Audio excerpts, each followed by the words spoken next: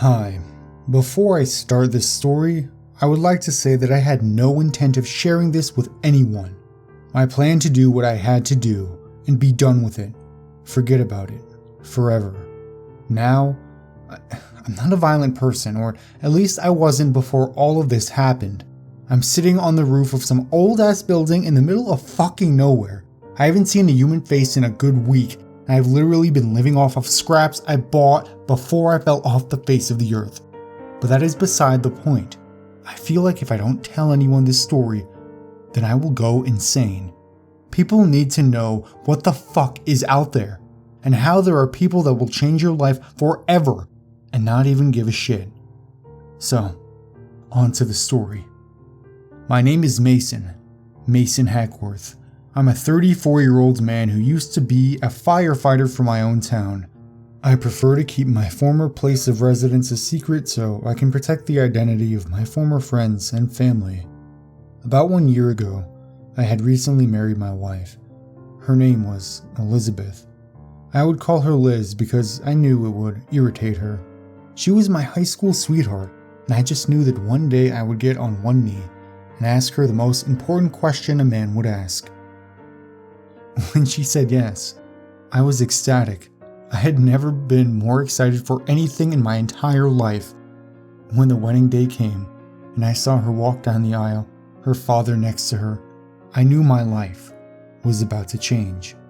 It was about to change forever, and boy, I couldn't wait. About a week after the wedding, we were living with her parents while we looked for a house.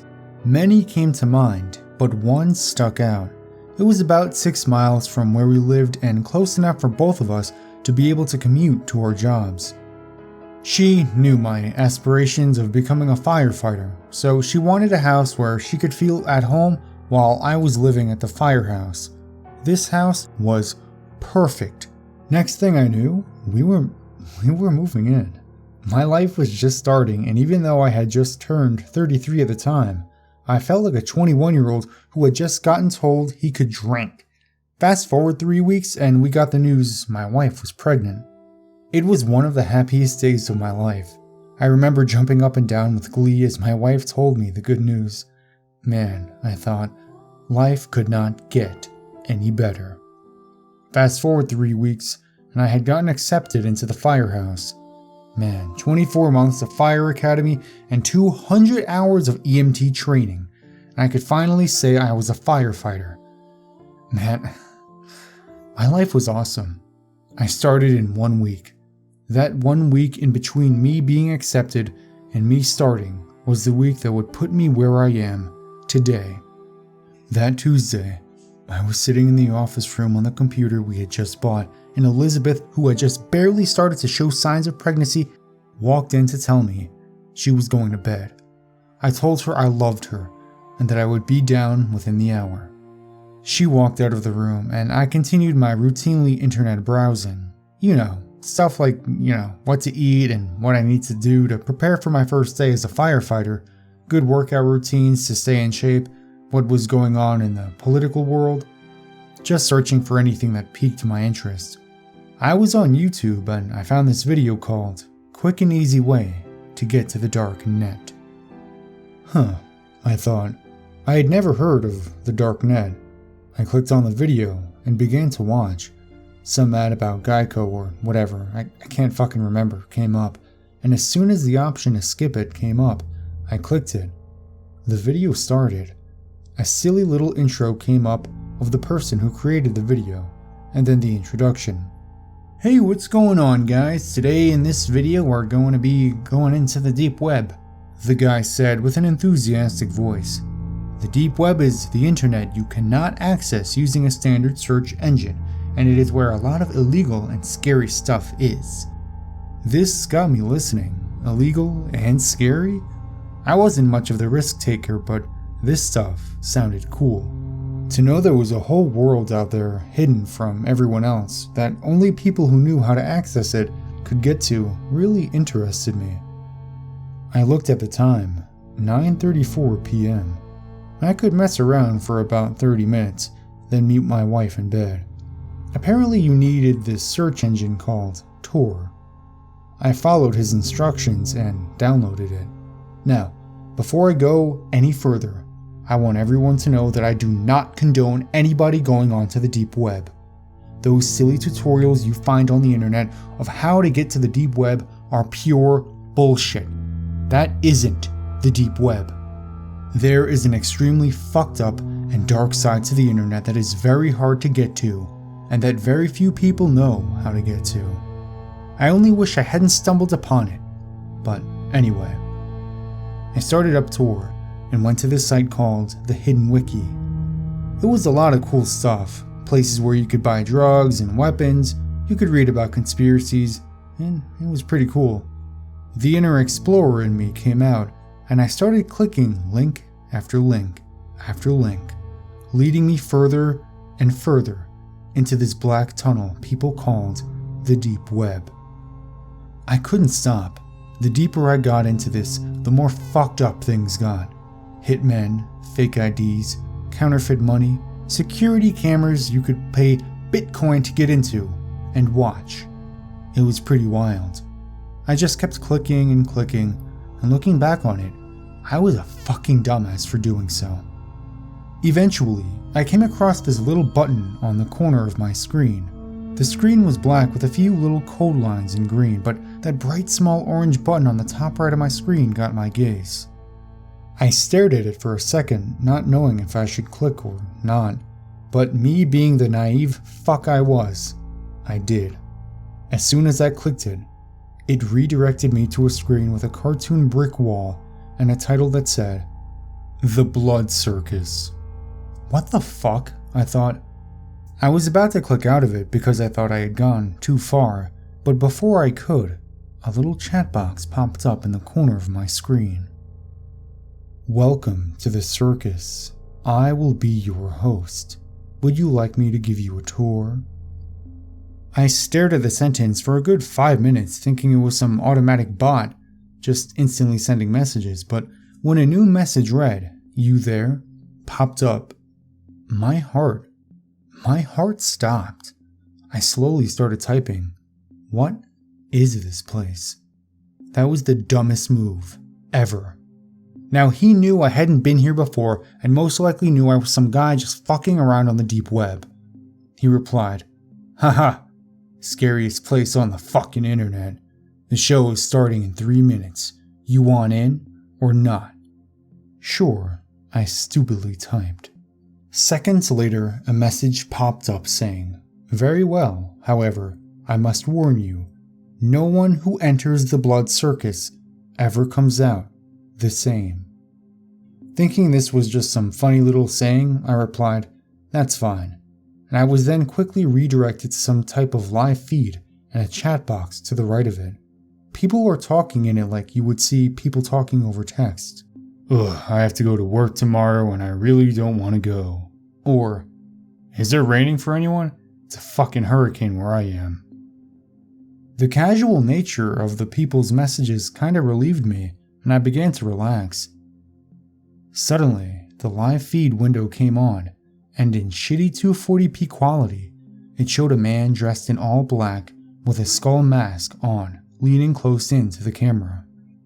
People in the message box started showing their excitement as to what was going on, and I'll be honest, I started to get a little confused. The man on the camera stepped back, revealing they were in some cement underground bunker basement looking thing, and there was what looked like to be a piss and shit in the corner of the room. In the center of the room was someone blindfolded and tied up. They were bloody and on their knees. They looked like they had been tortured. The quality was very bad, but from what I could tell, he wasn't even that old, 15 at most. "What the fuck?" I said out loud. I began to tense up. In hindsight, I should have closed it and just been done with it, but I didn't. The man in black, with the skull mask on, leaned over the boy and pushed him forward, landing him on his hands and knees. He was ass naked, and he let out some kind of a moan of desperation and pain. He was muzzled, but it sounded like he was saying the words, "Help me, God. Please, help me." The man in black proceeded to unbuckle his pants and started fucking the boy. The boy let out muffled cries for help and screams. I was in shock. People in the chat cheering him on, giving instructions of what he should do next. What the hell is this place? I snapped out of my shock and began frantically trying to close out whatever the hell I was watching. Nothing happened. I clicked the exit button well over 100 times. I tried to task manager my way out of it, but it wasn't even showing up as one of my tasks. I was literally being forced to watch the horror that laid before me. The man in black thrusted his hips back and forth as the boy was screaming for help. Did people have no sympathy? What is this? All of a sudden, the man stopped and looked up at the camera. He walked over to it and looked at it closely. What's the rush, Mason? I stopped trying to close out, and I froze. I looked at the screen. I was trembling, but other than that, I was paralyzed with fear. The man on the screen tilted his head and said, Going somewhere? That was it. I was gonna get out of this one way or another. I reached around my desk and pulled the power cord, grabbed the computer and the monitor, went out back and burned them in our driveway. I went back inside, and to my surprise, none of the noise had woken up my wife. She lay there in the bed, asleep. I stood in the doorway and looked at her for about 10 minutes before crawling into bed. I looked at the time on the digital clock next to the bed. It was 3 a.m. I stared at the ceiling, wondering what I was going to tell my wife about the burnt computer in our driveway tomorrow, because there's no way I was going to tell her I watched a teenage boy get raped, and then my name gets spoken out by some stranger. That was the last thing I remember before waking up the next morning to sounds of pots clinking in the kitchen. Liz was up making breakfast. Everything seemed normal. The sun was shining, I was alive, and my wife was in the kitchen. I got up and went into the kitchen. You look tired. Are you okay? My wife asked. Yeah, just had a hard time sleeping last night. I'm fine though. Well, alright. I'm making eggs, so sit down and I'll get my big strong firefighter a plate, okay? I sat down, and within the minute I had a nice, steaming plate of scrambled eggs in front of me. She sat down next to me with some coffee and started to complain to me about what all she'll do today and how she should just quit her job and find another thing that makes her happy. I must have looked weird because she shook my shoulder and said, Hey, are you sure you're okay? You're acting strange. I looked up at her with a concerned face and sighed. It's nothing, honey. Just kind of a bad dream, and it woke me up. I had a hard time falling asleep. Thanks for being concerned, though. I love you. She smiled and rubbed my back and said, I love you too. I'm here if you need anything. I looked at her and smiled and began to eat my eggs. As soon as I was done, I told her I needed to run to the supermarket to pick up a few things we were running short on and that I would be back in a bit. She said okay, and I was on my way. At the supermarket, I had some time alone to really sit back and think about what I had saw last night. I knew the internet wasn't always the prettiest thing out there, but to know that shit like that actively went on in the hidden corners of the web that not a whole lot of people knew about made me physically sick to my stomach. Then I realized something that made me almost throw up. I remember the guy on the YouTube video saying how important it was to protect your IP on the deep web so people couldn't find out your information or where you lived. I didn't even think about protecting my information. Oh shit.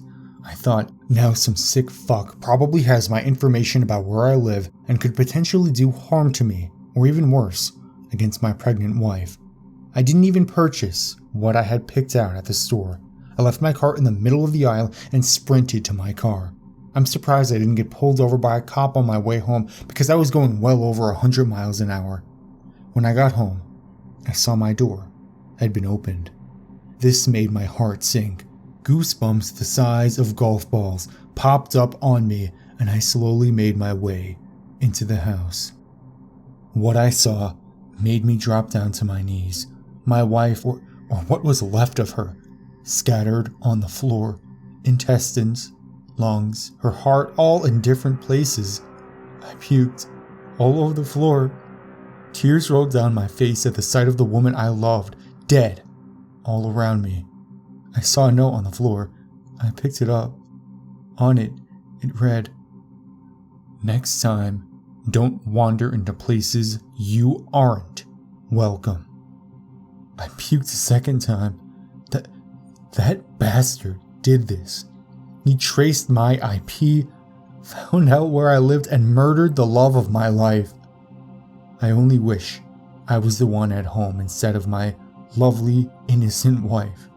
My wife was dead because I was being a dumbass and looking at things I had no business looking at. I called the police as soon as I composed myself and told them that they needed to get here now.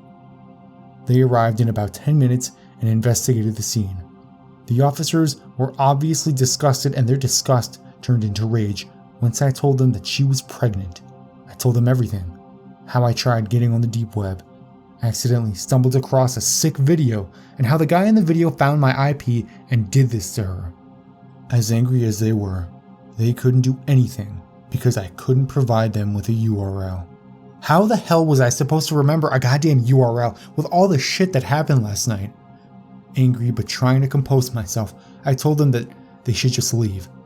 They sent in a cleanup crew to pick up the mess, and they were on their way. I went back inside to my now empty house and sat on the couch and began to scream. I screamed out of rage and anger. I began breaking things and throwing things. I smashed our TV screen with a lamp, and by the time I was done, it looked like a tornado had went through the damn house. I was no longer sad. I was furious. I was going to find the bastard that did this and give him what he deserved. I grabbed that note he had left and put it in my pocket. I began to pack. I packed clothes, food, water, and my credit card. Everything someone would need for a road trip. I was going to the ends of the earth to find this sick bastard and put an end to him. I put a suitcase in the back of my car and took one last look at the house. I didn't know where I was going, but I knew for damn sure I was never returning here. I got in my car and drove off. My first stop was the local gun shop. After all, to put an end to someone's life, you were gonna need a weapon, right? I walked into the store, and an old friend I knew from high school was in there. "Hey, Tim Tebow!" he shouted. I looked a lot like Tim Tebow, a lot of people would say, so I was gracefully given that name back in high school of freshman year. I instantly told him to shut the fuck up and walked to the guy behind the counter. I didn't want to tell him I was about to go track someone down and murder them, so I asked him what the most reliable and most efficient gun they had was. He went around back, came out with a decent-sized handgun. "Sig Sauer, P226. This thing will never fail you." "How much?" I asked. $1,200. I pulled out my wallet and gave him my credit card. He asked me for my name so he could do a quick background check on me, and as soon as he figured out I had no criminal record, he put the gun in the case and handed it to me. I thanked him and walked out, got in my car and sped off. My journey had begun. I didn't care how long it was going to take, but I was going to find that guy. The next thing I needed was a laptop so I could more easily find this person. I went into Best Buy in the next town over and asked for a good laptop. They handed me some HP laptop that I didn't even know the exact name of and said it was going to cost me $1,000, not including tax. I remembered in order to get a connection, I was going to need a hotspot so I could have internet. I asked the man to direct me to where they kept their MiFis, and I went over and grabbed one. I walked up to the counter and purchased both the laptop and the hotspot and quickly got out and drove off again. I drove for about 2 hours before I decided now would be a good spot to pull over and do my first bit of research. I pulled into a Carl's Jr. parking lot and went inside. I wasn't hungry at all, so I just went to the back of the restaurant, sat down, and fired up my hotspot. I opened the new laptop and went through all of the registration bullshit, set up a password and an email. About 10 minutes I was in. This is where I got lost. How was I going to track down a dude whose name I didn't even know? I didn't know what he looked like, or if he was even a guy, to be honest. I sat there for about 20 minutes, not knowing what to do. I began growing angry. I slammed down on the table. Fuck! As loud as I could. Everyone in the restaurant turned to look at me, and I sat there awkwardly. I looked at the time. 12:03 a.m. I needed a hotel room. I picked up my things and drove to this Motel 6 that wasn't too far away. I didn't even know the name of the town I was in, but frankly, I didn't care. I asked the lady at the desk for a room for one night, and she said it would be $250. Once again, I whipped out my credit card, paid, and then walked up to the room and laid on the bed. Before I opened up my laptop, I sat on the bed, staring at the ceiling fan going around and around. Let me tell you, it's crazy how much your life can change in less than 24 hours. As I lied down on the bed and opened up the laptop, I remember what the police officer said to me at the crime scene. Since you can't provide a URL, there's nothing we can do. I quickly tried to remember what the name of the site was. What was that name? I said out loud. Then all of a sudden, it came to me. The Blood Circus.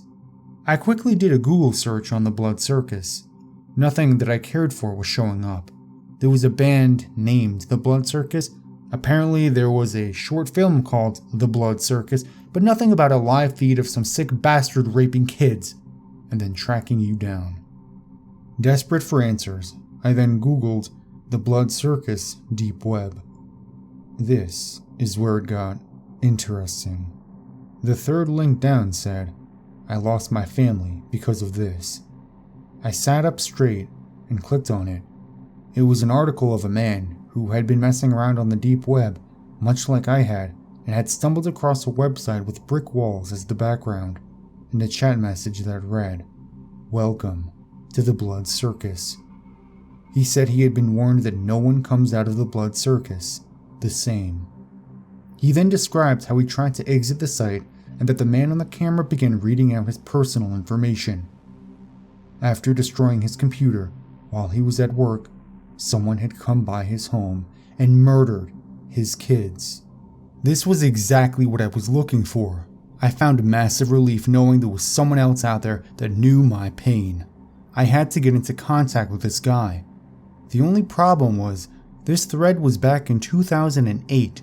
For all I know, this man could be dead right now, killed off by the same guy at a later date.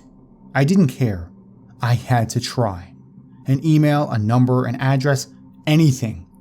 I had to talk to this man. It was around that time. I couldn't keep myself awake any longer. I fell asleep with my laptop in my lap. The next morning, I awoke to the sounds of birds chirping outside and housekeeping knocking on my door. I told them I didn't need cleaning right now, and as I could hear them walking away, I quickly opened my laptop. I had forgotten to turn it off last night, and of course it died. Shit, I said. I pulled out the charger that came with it, plugged it in, and patiently waited for the damn thing to start up. As I waited, I felt something in my pocket.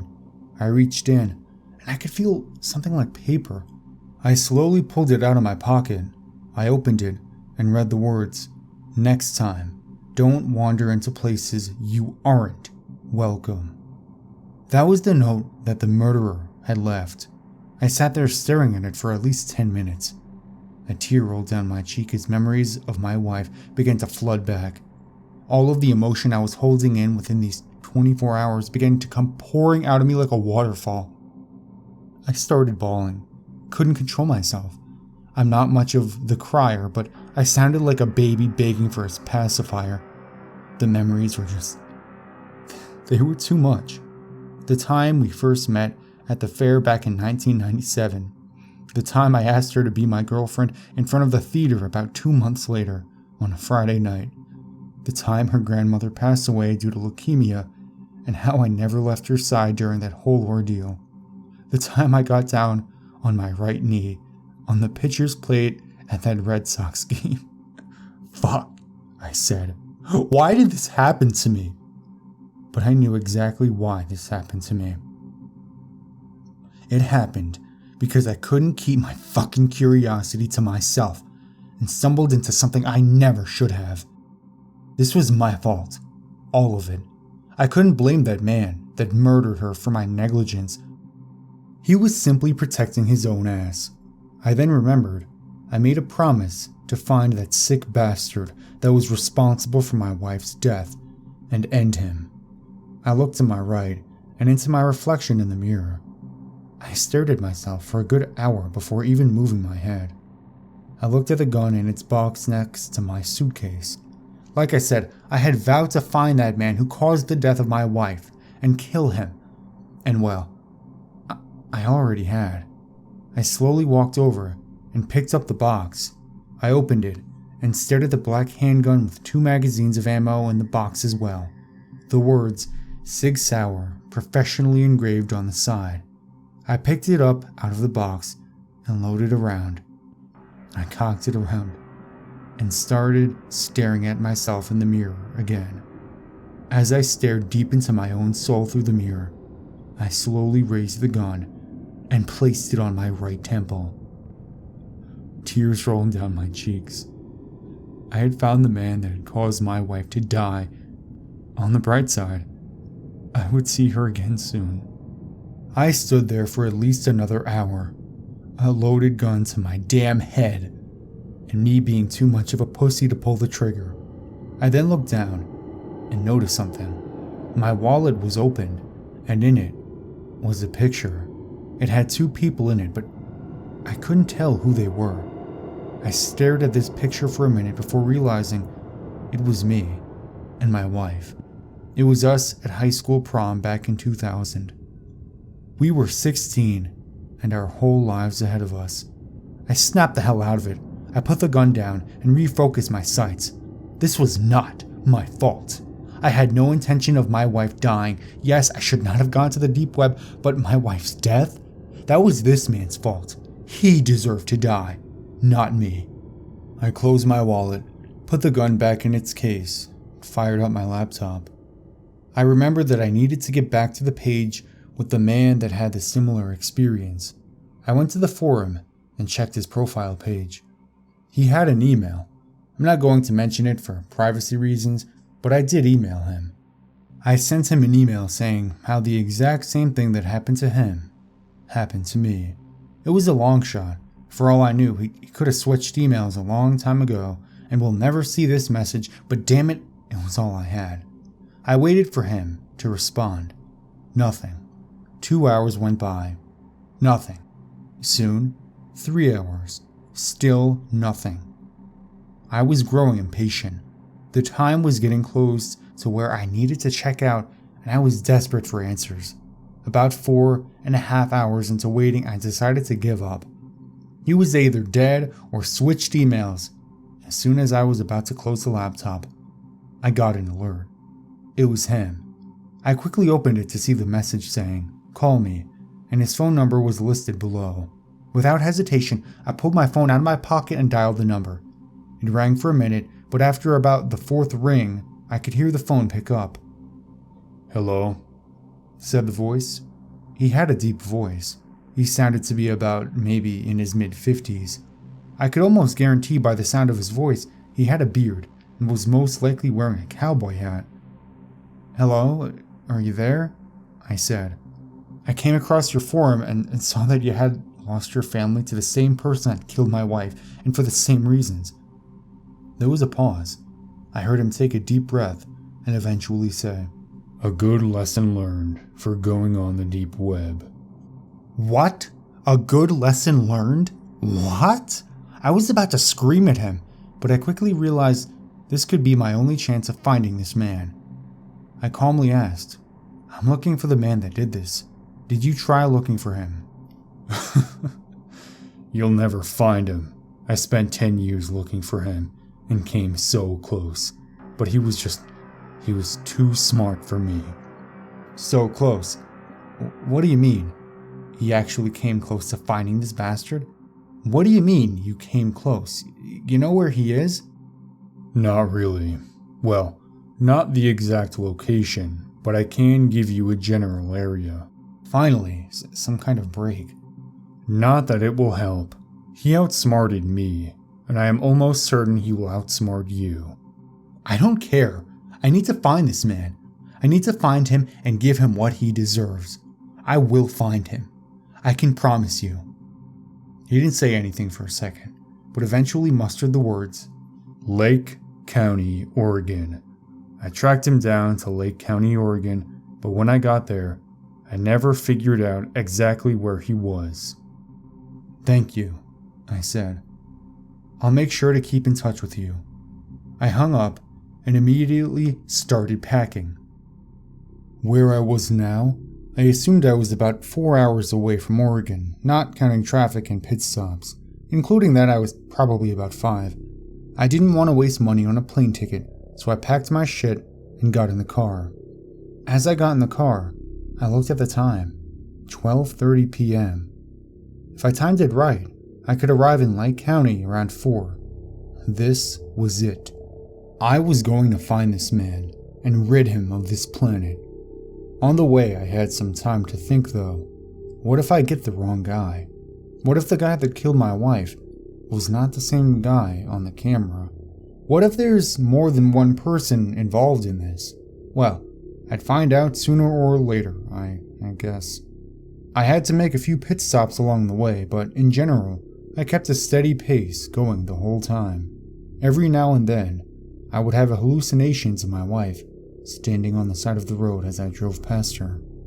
I tried to block these out because I knew they weren't real. They couldn't be real. But they just kept showing up. Her cold, frail body, staring at me as I drove past. Hell, I nearly drifted into the other lane in front of an 18-wheeler, looking at her about 20 miles outside the Oregon state line. When I arrived in Oregon from the eastern border, I made a stop at the Welcome Center. I walked in and kindly asked the lady at the desk how far Lake County was from here. She didn't know, so she typed away at her desk for a bit, and before she told me, she asked, "Why are you going there? You got family?" I hesitated to reply. I looked away and casually replied, "Yeah, I guess you could say that." She then handed me a little brochure and said, "Lake County is about 100 miles from here. Have a nice trip." I turned away, and at the same time I said thanks. Let me tell you, Oregon isn't as pretty as everyone says it is.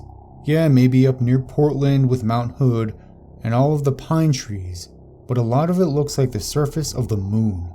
Flat desert land with the occasional plateau, and sometimes the occasional tree without leaves. When you enter Lake County, nothing really changes. Cowboys are apparently a big image in Lake County. You could call it the capital of the county. Lakeview had at least 4 big statues of a cowboy holding a little revolver pistol, wearing a yellow button shirt and a bandana. I had decided this is where I would make my first move, and since there was not too many towns in this little shitty county, let alone people, I had a feeling finding suspicious activity would be relatively easy. Lakeview was not the most welcoming town either. The whole place kind of, it had a dead sense to it. Everywhere you went, if you saw anyone, they wouldn't even speak to you. They would just look at you and move on. I went to a local little hotel they had and told the lady at the desk that I did not have a specific time that I was going to check out, so I would just pay day to day until the time came. That seemed to be okay with her because she nodded and gave me the key. The hotel had no elevators, just stairs, so I was not too thrilled when I had to walk up 4 flights of stairs just to get to my room.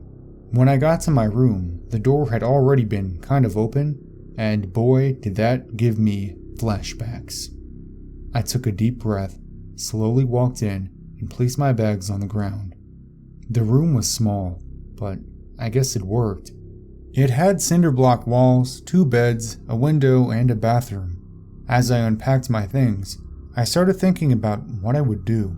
People in this town seemed simple, not a whole lot going on in their lives, so someone doing vile acts such as raping children would stick out, right? Ha, fucking wrong.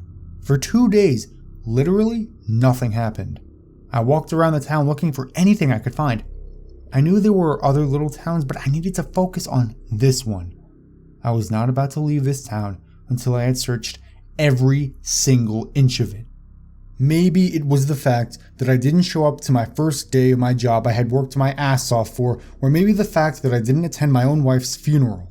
But around a week and a half after I had left, I guess people back in my hometown started to wonder where I was. I would get texts from buddies of mine saying things like, "Hey, no one's heard from you in days. You okay?" Stuff like that. Hell, I even got an article in my town's local paper. Man goes missing shortly after wife is killed.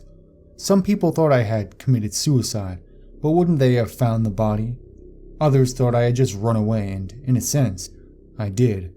But not for nothing. Boy, things were getting boring in Lakeview. So far, I had nothing. Walking around day to day, hoping I would stumble across some miracle. But nothing ever happened, yet. I was about ready to move to the next town over when at about 6 p.m. that night, I got a knock on my door. I stood about 12 feet from the door, not knowing if I should answer or not, but when I heard a second knock, I decided to open it. I took a deep breath as I slowly placed my hand on the doorknob and turned it to the right. I didn't even get the door all the way open when it flung open from the other side, and I was tackled by a large man in a black ski mask. I struggled against his force, but he was much larger than me. He held me down on the floor, and when I realized all my struggling wasn't getting me anywhere, I relaxed. I asked him what the hell he wanted, and he didn't even respond. I screamed at him, "What the fuck do you want?" All of a sudden, I heard footsteps coming towards me. I couldn't move as I was being held down, but as I turned my head to my left, I could see feet walking towards me. They were black shoes, and he was wearing some sort of black outfit, a vest, a coat. Hell, I don't even frankly remember, really, because it wasn't what I was focused on. What I was focused on was his face. I slowly looked up at him, and when I got to his face, what I saw sent a chill down my spine and shocked me with fear. A fucking skull mask. It was the sick bastard that had killed my wife, or at least who gave the orders. As soon as I saw this, I started struggling more. I can remember foaming at my mouth as fear suddenly turned to rage. However, the man holding me down was too strong. No matter how hard I struggled, the man just used more force. All I could do was listen. The man in the skull mask squatted down and started to talk to me. "So you decided to come and find me. I'll give you props. Didn't know you had the smarts to track someone down.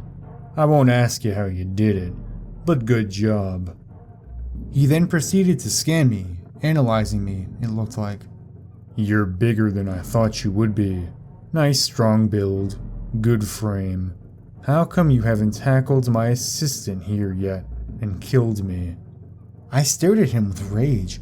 I couldn't see his mouth, but I could sense him smiling. He tilted his head to the right and started talking about how stupid I was going on the deep web without protecting my IP address. "You know, your wife could still be alive. You and her could be living a great life right now, with both of your futures ahead of you, but since someone decided to be a naughty boy and go into places he is not welcome, his wife is dead, and his whole life has changed. You know I warned you before you even got onto my site. I specifically told you, no one who enters the Blood Circus leaves the same. You do see how all of this is your fault, right?" When he said that, I don't know what kicked it into me, but I went insane. I all of a sudden kicked the dude who was much bigger than me off, and I instantly got up and started punching him in the face. I beat him until I knew he could not chase after me, but when I turned around to confront the skull-faced man, he was gone. No, I was not about to let him get away from me. I grabbed my P226 and sprinted out the door. I went outside just in time to see him getting into his car. I hightailed it over the railways and into the parking lot and got into mine, and I chased after him. We both sped down the little road leading out of the town, and I was about to follow this fucker all the way into the damn Pacific if I had to. After about an hour of chasing, we were out in the middle of bumfuck nowhere, so in order to try and slow him down, I thought this would be a good spot to pull out my gun and start firing. I rolled down the window in the driver's seat and fired at the car. I'm not the best shooter, but I knew damn well my bullets were hitting, and he sure was not liking them. He was swerving, and every time a bullet hit his car, he seemed to swerve more. I was aiming at his tire, but I couldn't hit them. As soon as I ran out of bullets, I had another magazine right next to me waiting to get loaded. Let me tell you, driving, shooting, and reloading all at once is not an easy thing to do. I almost swerved into a ditch a few times, but you would be surprised what you're capable of when adrenaline kicks in. I'm not talking about right before a race or when you're about to step into a stage and perform in front of people. I mean true adrenaline. When it's a matter of life or death, it kicks in. You become almost superhuman. You can do things that the average human could never do, and when it wears off, you look back and ponder how the hell you did it. I'd been on a high-speed chase for about 2 hours, and eventually, I hit one of his tires. Yes! I screamed out as loud as I watched his car swerve off the road. I slowed down, ready to get out of the car and run over to him. But the thing is, he didn't stop. He kept swerving off with a shot-out tire into the Oregon desert. I quickly sped up and started chasing after him. He couldn't go very fast with his shot-out tire, so catching up to him was pretty easy. I drove next to him, and I could see the little prick wearing his skull mask. This was it. If I could get a shot on him, I could hit him in the head and finally have closure, and all this would be over. I held my gun towards his car and aimed at his temple. I took a deep breath, a long, deep breath. That's the last thing I remember, before waking up in the hospital. I remember slowly opening my eyes and seeing nurses walk around my bed. "Good morning," one of the nurses said. She looked young, like maybe 24, 25. She had long red hair and was pretty good looking.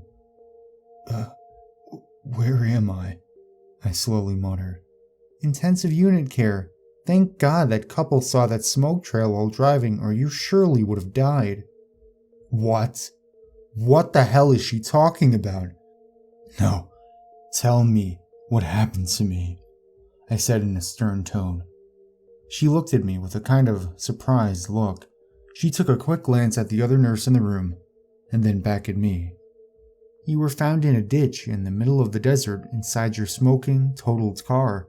I don't know what you were chasing out there, but a couple driving the next morning saw the smoke trail and found you out cold sitting in the driver's seat with a gun and lots of ammunition. We helicoptered you in yesterday and you've been out for the last 24 hours. It took a minute to comprehend what had happened. "I let him get away," I said. "Excuse me?" the nurse said. "I let him get away. I let him get away," I heard myself saying over and over again. I quickly got up, ignoring the immense pain I felt in both of my legs, and kept saying it louder. "I let him get away." Tears were rolling down my face. "Sir, please sit down," the nurse yelled. They had to send in a bunch of men to wrestle me down to the ground. "I let him get away," I kept screaming. That was the last thing I remember before slipping off into a deep, deep sleep. Lights. All I remembered seeing were lights. The muffled voices of people talking to me but not being able to understand what they were saying, drifting in and out of this mysterious void that kept me trapped within its grasp, just enough for me to see the other side, but not able to get to it. "Are you with us?" is what sprung me out of the void. All I saw were 7 nurses and 3 doctors standing around my bed. One of the doctors leaned closer to me and said loudly, Mason, can you hear me?" I said.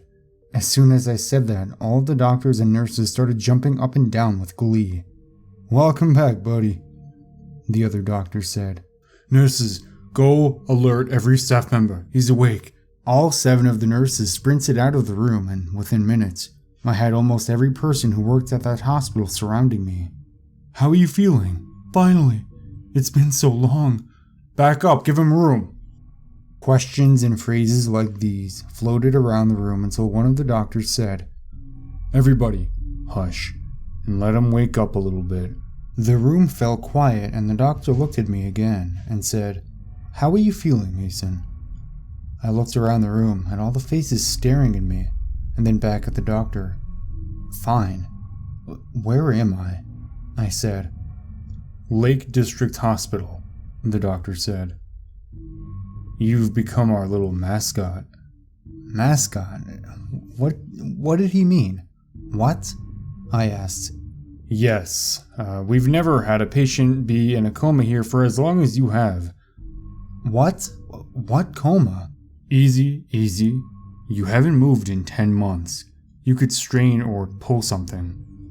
This made my heart drop. 10 months? I screamed. I'd been in a coma for 10 months? My birthday had passed and I had no idea. I was 34 now, and I still had no idea what the hell was happening to me. The doctor sent nurses in to give me food, and when they brought it in, I noticed something. It was a security camera. It didn't look like the hospital had set it up there, though. It looked like it had been artificially placed and hidden out of sight. I didn't tell the doctors because I knew they would take it away, and I wanted to see what was on it. By this time, all the workers had left the room and resumed their jobs, and I was left with only 2 doctors in the room. "Eat up, Mason. I bet it feels good to finally be eating without a machine for once, right?" I didn't respond. I just kept looking around the room. I had no recollection of why I had fallen into a coma, or what caused me to end up in this hospital. The doctors looked up at me, and one of them said, "We'll be right back in an hour to check up on you. Let us know if you need anything." And they left. I was alone. Now was my time to grab that security camera. I pushed my tray of shitty hospital food to the side and slowly got up. As soon as I got up, I fell right back down. Not moving for 10 months takes a toll on someone's body. And if anyone reading this has ever had the misfortune of being in a coma, you know what I mean when I say your body aches like shit for days after waking up. I sat there on the edge of the hospital bed, waiting until I felt like my body was physically ready to get up and walk. I slowly stood up, and even though it hurt, I managed to get on my 2 feet. I grabbed a hold of the walls, slowly shuffling to where the camera was. It was sitting on this little wooden table in the corner of the room. It was being covered partially by this flower pot, and you could only see half of it. I picked it up. It was this decent-sized camera that looked like it had been made in the 90s. I picked it up, turned it around, and turned it on. A little loading screen came up, and then of course, all of the menus and options you could use it for. I saw this little digital picture of a folder, and under it, it said, "Recorded footage." Sticking out of the top of the folder were still frames of videos that had apparently been recorded with this device. When I selected the folder, I looked and it was only one video. One video that was 10 months long. This fucking camera had been sitting there recording for 10 months non-stop. How was that even possible? Surely it would need a battery charge or something. I clicked on the video and began to watch. Of course, I was not going to sit there for another 10 months and watch the whole thing, so I began to skip through the video. It was recording me. The whole 10 months it had been recording me in a coma and had not moved. Who the hell would have done this? I wondered. I remember thinking, hoping, that it was the doctors just documenting me in my coma, but that's when I noticed something very weird. Every day, one person would come in. It was the same man every day, and he would just sit there and look at me for about an hour, and then leave. I fast forwarded through the video, and that dude did not miss a day. Every day at the same time, 1 p.m., he would show up in my room and just look at me. I couldn't see his face because he had a hood on, and it looked like he was purposely hiding his face from the camera, as if he knew where it was. I skipped through the entire video until about 1 week ago, and here is where it got weird. On the day before I woke up from my coma, he walked straight towards the camera and squatted down to where he was eye level with it.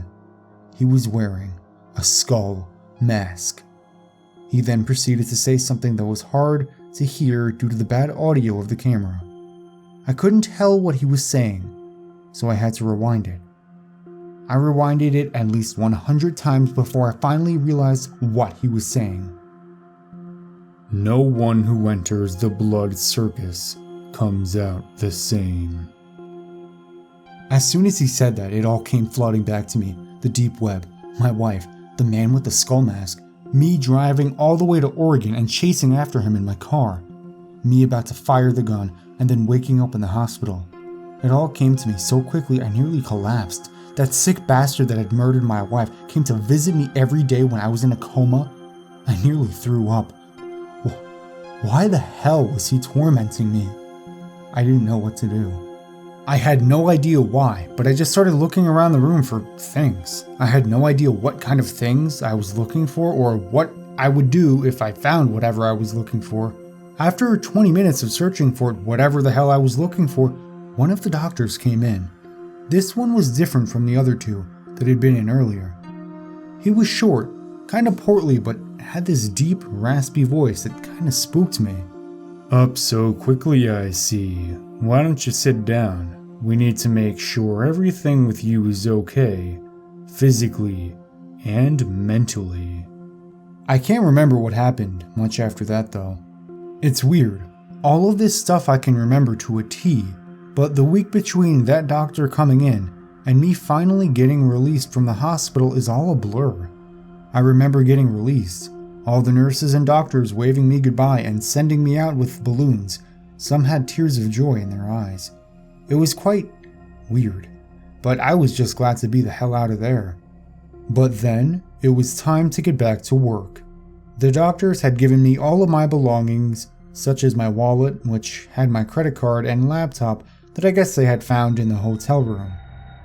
I had no car though, and I didn't know how I was going to get around. I was never one to steal, but that was the old me. This me was out for one mission, and to find the sorry bastard that killed my wife. I knew what I had to do if I wanted to catch this bastard, and that was to steal a car. The hospital was right in the middle of Lakeview, Oregon, so finding an unoccupied car was not hard at all. And with my skill of lockpicking through firefighter training, getting into a locked one would be easier than ever. The first car I saw was a 2014 red Honda Accord parked outside of this store called True Value Hardware. That was the one I thought. I quickly ran up to it, and thank God that this town had a total of like 2 people. Obviously an exaggeration, but you get my point. Or else everyone would have surely seen me. I pulled out a spare paperclip, I had my wallet, straightened it out. It took me about 5 minutes to finally pick the damn thing, but when I did, I got in the car, and to my luck, the dumbass owner had left the keys in the ignition. Without thinking, I turned it on, put it in reverse, backed up, put it in drive, and quickly sped off. The first place I was headed to was the first gun shop I could find. I had lost my pistol in the crash, and I was going to need another one. No, screw a pistol. I was about to get a damn assault rifle. The only gun store in Lakeview was this small one called Stewart's Firearms and Supply, so when I found the address, I quickly drove to it and went inside. As I walked in, a tall, slightly overweight man with a mustache greeted me. I told him that I was going to need the best damn rifle he had. "Oh, what do you need it for?" he asked, concerned. I thought for a minute. A burglar broke into my house last night, and I want an effective gun to protect myself in case something happens again. He nodded and came back out with a wicked-looking gun.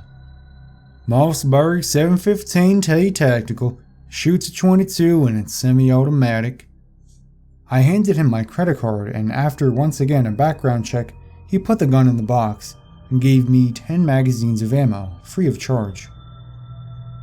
When I asked him why, he said, My daughter was killed by thieves. Give 'em hell." I nodded and walked out the door. Although I had totally lied to him, I could really relate to him.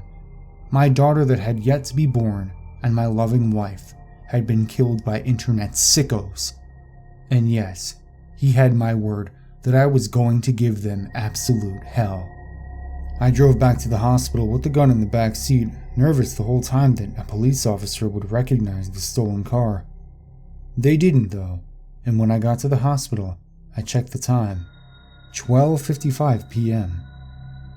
The man probably would not come by, considering he had to have known I was awake.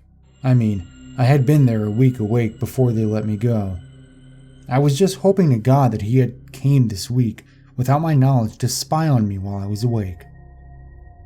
The clock struck 1, and nothing happened. I waited for 10 minutes. "Shit," I said out loud. He got the hell out of Dodge the second he knew I was awake, and the camera he had placed was missing. Just as I was about to drive off, I saw a familiar vehicle pull up. I watched intently as a man in a black hood got out and slowly walked into the hospital. This was him. This had to be him. He came out a good 15 minutes later, got back in his car, and drove off. I waited for him to get a good distance away from me, and then I followed him. I followed him for a good 2 hours before he slowly pulled off into this dirt road. To not make him suspicious, I figured this is where I would wait until nightfall to strike. I sat in my car holding my new gun and loading it with its first magazine. I went over what I was going to do until nightfall. I knew they would probably hear a car driving down a gravel road, so I figured I would walk, not caring how long the road was. I needed something to carry all my magazines in, so I started looking around the back of the car. To my luck, there was a backpack, so I put the magazines in there, and decided since it was about a good 3 hours until nightfall, I might as well get some rest. I set a timer to wake me up at 7 p.m., and I fell asleep. The next thing I remember was being awoken by the timer and it being pitch black out. This was it. This was where I finally got that sick bastard, and this time, I would finish the job. I got out and locked the car. With my backpack on and Mossberg in hand, I started my walk down the road. The road was at least a mile long, so I walked in the dark for about 15 minutes. The sounds of night were extremely peaceful. The sounds of crickets chirping, owls hooting. It was quite a peaceful walk. It was the calmest I'd felt in months. When I arrived at the end of the road, I was greeted by this large barn. You could barely see it, and the only reason I could see it was a little light coming from the inside of it. This is where their operation was based. My feeling of calmness and peace quickly turned into anger and focus. I could see one man guarding the outside of the barn, but I couldn't shoot him. I had no suppressor on the gun, and the second everyone in the barn heard a large gunshot, they would know something was happening. I quietly walked around the barn until I was hidden by a bush outside of the man's sight. To get his attention and get him away from the barn, I whistled.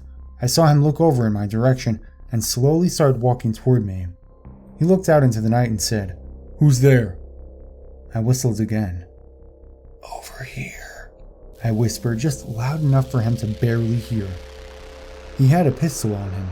I couldn't tell what kind, but I knew if he saw me, I was done for. He was about 5 feet from me, and just as he took another step, I lunged out and tackled him to the ground. I muzzled his mouth with my hand so he wouldn't scream and started punching him in the throat. I continued to do this until he started coughing blood all over me, and then eventually stopped breathing. I got up off of him and examined the scene. I had only killed one person, and it looked like I committed a mass murder. Blood was all over me. This was just the beginning, though. I slowly peeked around the barn, and it was empty. However, in the middle of the barn was a metal hatch door that led underground. I walked over to it and ever so quietly opened it. All I could see was a ladder leading down to pure darkness. I slowly started climbing down, trying to be quiet as ever, and every noise I made felt like the loudest noise I had ever heard. When I reached the bottom, I could barely see. The only reason I could somewhat make my way through the pitch black tunnel was a small light at the very end of it. As I got closer to the light, I could start to hear voices, laughter, and whoever all was in there sounded like they were having the time of their lives. I slowly peeked around the corner and saw 4 men. 3 of them were watching as the other, the man in the skull mask, mutilated the dead corpse of a cow hanging from a meat hook. I could see a camera. That was what they used to stream to their deep website, the Blood Circus. Around the corner, I could then see a 5th man, sitting at a laptop. This must have been the man that greeted me when I first entered the site. He was in charge of monitoring all traffic flow through the site. I didn't care who they were though. All of them were going to die. I gripped my gun tight, took a deep breath, and then quickly spun around the corner and fired my first shot at one of the men watching. He fell to the floor, dead. No time to think though. I quickly fired a second bullet at another one of the men watching. I missed, but without thinking, I fired another bullet that hit him square in the skull. The man at the computer had ducked under the little table he was sitting at, and I quickly put 4 bullets into that bastard. 2 left, the man in the skull mask and another one of the men that was watching. The last guy that was watching who was left was likely the one that held me down when they broke into my hotel room because he was huge. He ran towards me, and I quickly fired 2 bullets into his stomach. This didn't stop him though. He ran toward me and grabbed me by my throat and slammed me against the wall. My adrenaline was pumping. I kicked him in his crotch and headbutted him as hard as I could. He fell backwards, and me being dizzy from the headbutt, I disorientedly picked up my gun and fired a bullet into his neck. No mercy. The only man left now was the man in the skull mask. He was standing in the middle of the room, looking at me. Well, congratulations. You caught me. I must say, I'm impressed. I didn't expect you to find the camera I'd set up, and surely did not expect you to somehow find out where I operated. It's funny, you know, several years of doing this, and I'm just now being caught. And not by the FBI, or the CIA either. By you, some nobody. Well, go ahead, do it. Send me to the same place your wife is. I looked at him. But you're going straight to hell. He tilted his head and said, I know. That really got to me. My wife was not in hell. I ran at him and tackled him. I punched him in the face several times. I then ripped off his mask. This was the first time I got to look at his face. He had a small trimmed beard and long curly hair. He looked Jewish, but I know Jewish people wouldn't be as sick and twisted as him. I held the barrel of my rifle up to his forehead. Go on, you've earned it, he said. He closed his eyes, waiting for the bullet. No. Oh no. I'm not gonna just kill you and be done with it. I'm gonna enjoy every second of this. I'm gonna make you suffer, just like you made my wife suffer and all of your victims suffer. I then turned around and realized the camera was still rolling. The people watching had seen everything. I smiled. You all want a show, I said to the camera. I walked over to the laptop and looked at the live chat. The chat was blowing up with messages like, oh shit, kill him. Didn't expect to tune into this shit show. I walked over to the man and grabbed him by his neck. I took the mutilated cow corpse off the hook and hung him there by his back. As the hook went into his spine, he moaned in pain, but was still smiling. He seemed to be enjoying every second of it, even more than I was. I asked him, You got a name? He looked at me and slowly sputtered, Rory. Alright, Rory, you want this quick, or do you want me to drag it out? He laughed. Do whatever the fuck you want. Now, before anyone listening to this continues, I warn you that it gets pretty graphic, so if you don't have a strong stomach, I suggest you quit here. Anyway, I grabbed a pair of pliers he had sitting on his table of tools and began to break all of his fingers, one by one. I then did the same to his toes. I ripped his pants off and cut his dick off with his scissors and smashed his balls with 2 rocks. I was going to make him suffer just like my wife did and every innocent soul he had brought in here. I cut slits in his legs and stuck the blades of knives down them. I set his hair on fire. Anything you could imagine, I did to him. He was still barely clinging to life at this point. Well, Rory, I think you've suffered enough. He smiled faintly and whispered to me, "Don't you see, Mason? I was right all along."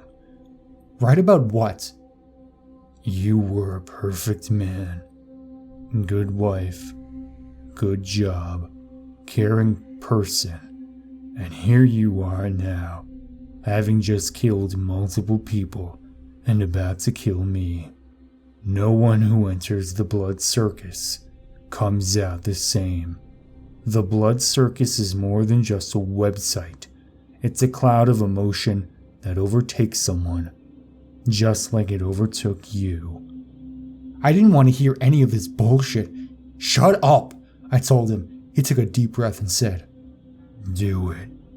I grabbed my gun and aimed the barrel right between his eyes. I could see him close his eyes. I took a deep breath and pulled the trigger. His head flew backwards and then lurched forwards. His eyes closed with a big, gaping hole right between them. Brain matter sprayed against the wall behind him. I breathed out and stepped in front of the camera. Thank you for tuning in to the Blood Circus. Unfortunately, this will be the last live stream that will be airing on here. Thank you for all your support. From there, it was pretty much a blur. Me walking out of the barn, walking down the road, not even getting back into the stolen car, just walking down the empty highway in the middle of nowhere in the middle of the night. I remember seeing this vacant building in the middle of a field and sleeping there for the night. I then remember waking up the next morning and climbing onto the roof of it. I remember thinking about what had happened. I remember pulling my laptop out of the backpack with my ammunition in it and start typing this story. And here we are now, sitting on the roof of this abandoned little building in the middle of nowhere, Oregon. I'm thinking about what Rory had told me before I killed him. He was right. I had changed. I was no longer the same Mason Hackworth I was when I set off on this journey. What should I have expected, though? After all, no one, and I mean no one, who enters the Blood Circus comes out the same.